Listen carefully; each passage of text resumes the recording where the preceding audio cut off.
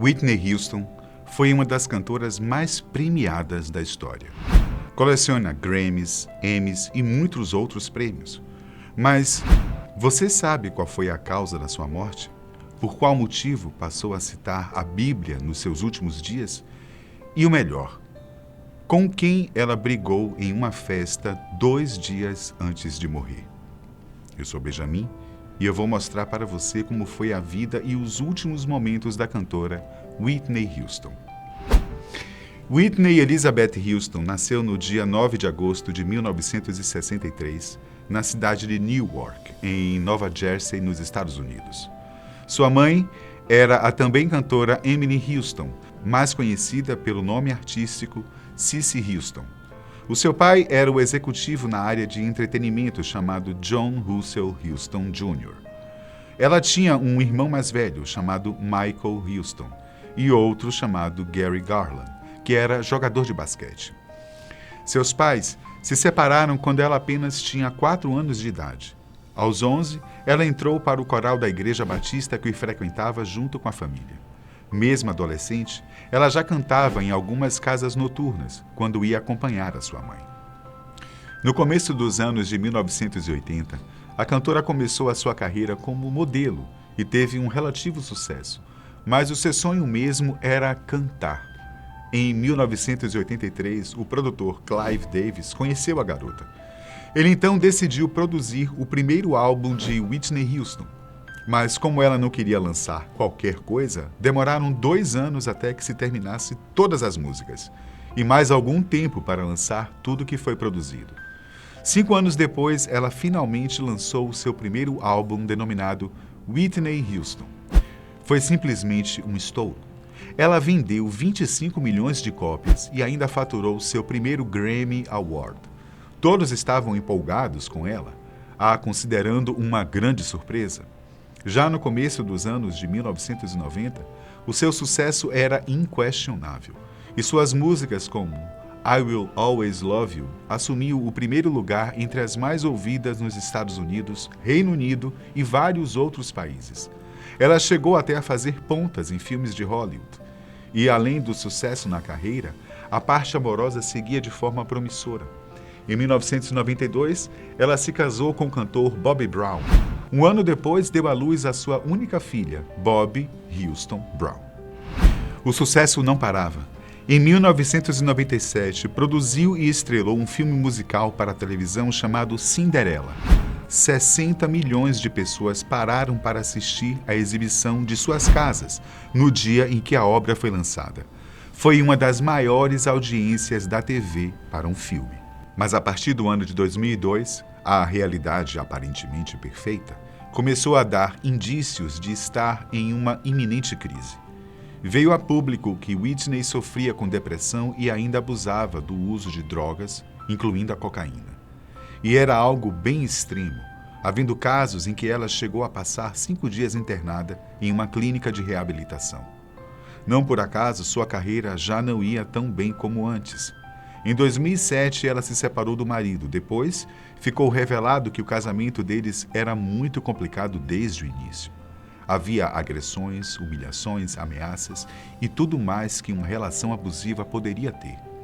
As notícias caíram como uma bomba na imprensa, o que fez com que fofocas a respeito da vida pessoal da artista voltassem com toda a força na mídia e no julgamento coletivo.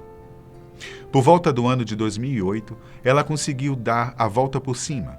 Lançou o álbum I Look to You, que estreou na primeira posição dos Estados Unidos, sendo um recomeço de um ícone da música. No American Music Awards de 2009, ela foi a principal homenageada. Fez uma bela apresentação da música I Didn't Know My Own Strength. Um ano depois, relançou seu primeiro álbum em uma comemoração de 25 anos. Parecia que finalmente as coisas estavam voltando ao normal.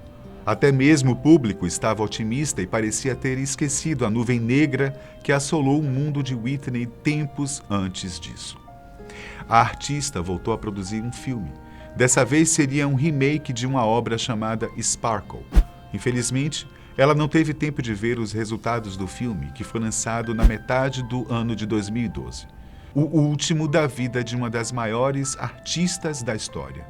Isso porque, meses antes de morrer, a artista voltou a apresentar um quadro de depressão. Ela passou a fazer tratamentos psiquiátricos e começou a tomar antidepressivos e ansiolíticos.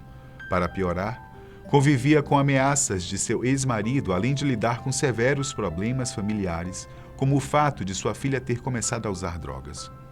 No dia 9 de fevereiro de 2012, Whitney fez uma visita às cantoras Brandy e Monica.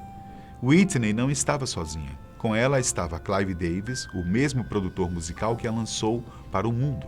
Ambos foram conferir o ensaio das duas cantoras que se apresentariam em uma festa que seria dada em homenagem a Davis no Beverly Hilton, um famoso hotel da cidade de Beverly Hills, na Califórnia.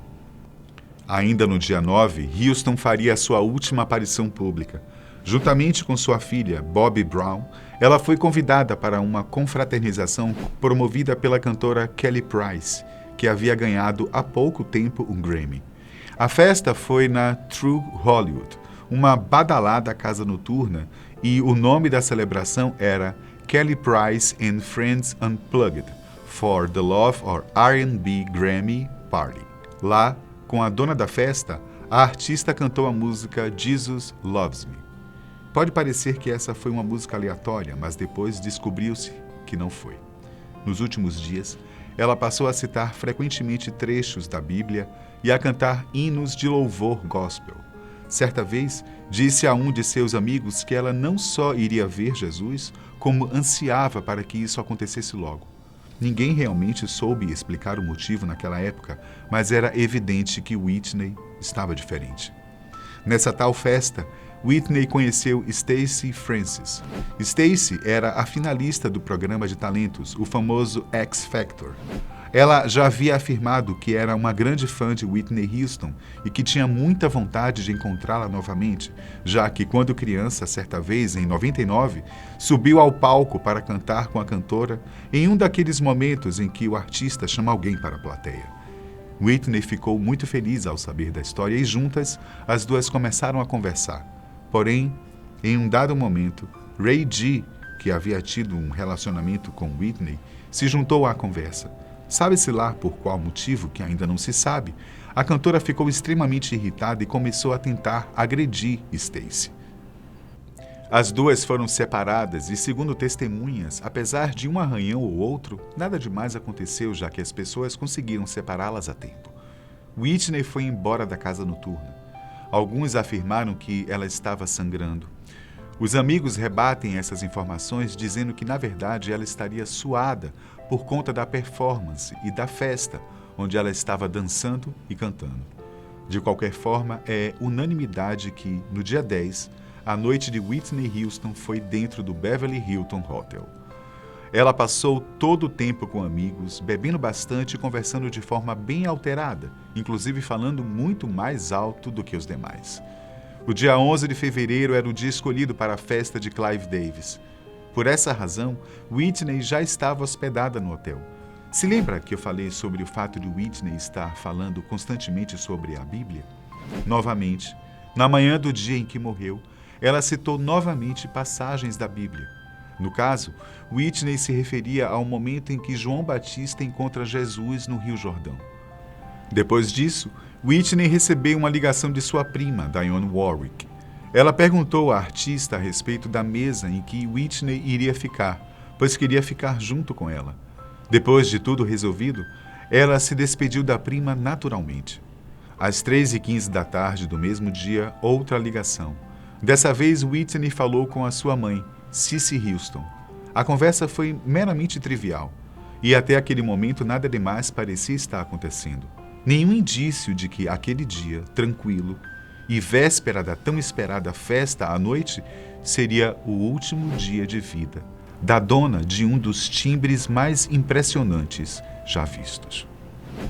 Só que, exatamente às 3h43, um funcionário do hotel fez uma ligação para a emergência dizendo que Whitney estava inconsciente. Ele havia chamado a cantora, mas a mesma não teria respondido. Preocupado, ele entrou no quarto dela e, ao chegar ao banheiro, a encontrou afogada dentro de uma banheira. Os paramédicos chegaram pouco tempo depois, tentaram reanimar a cantora fazendo uma massagem cardíaca. 12 minutos depois da ligação, Whitney foi declarada morta. Como ninguém sabia o que tinha acontecido, o corpo da cantora ficou retido no quarto até por volta de 1h30 da manhã para que análises e perícias pudessem ser feitas. Acredite ou não, a festa no hotel Beverly Hilton aconteceu. De acordo com Clive Davis, aquilo foi feito pois, segundo ele, era o que Whitney Houston desejaria. Mesmo assim, na entrada da festa, muitas celebridades presentes na celebração foram pegas de surpresa quando repórteres perguntavam sobre a morte da cantora. De acordo com a autópsia, que só foi revelada no dia 22 de março, a causa foi afogamento acidental, e o uso de cocaína somado com problemas cardíacos contribuiu para com que ela tenha morrido na banheira. O seu funeral ocorreu na sua cidade natal, Newark, no dia 18 de fevereiro. Nele, alguns cantores como Stevie Wonder e Alicia Keys, que chegaram até a cantar algumas músicas em deferência à artista. Somente pessoas mais próximas e do meio artístico puderam participar. No dia seguinte, Whitney foi enterrada no Westfield, Nova Jersey, ao lado do seu pai, John Huston. Eu vou ficando por aqui. Um abraço e até mais.